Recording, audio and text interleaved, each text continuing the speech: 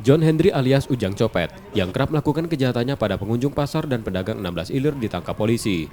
Pelaku ditangkap di rumahnya di kawasan Kertapati usai mendapat laporan korban. Dari tersangka, polisi menyita sebilah senjata tajam miliknya yang digunakan untuk menusuk korban dan celana milik korban.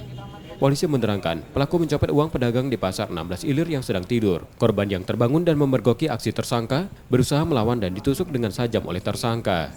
Modusnya meminta uang, memaksa korban, yang korban ini adalah seorang perempuan dengan diancam menggunakan senjata tajam. Bahkan untuk kejadian pada hari Kamis kemarin, pukul 2 dini hari, yang bersangkutan korban mengalami luka menggunakan sajam di paha bagian kiri korban. Kita sita juga BB berupa celana pendek milik korban.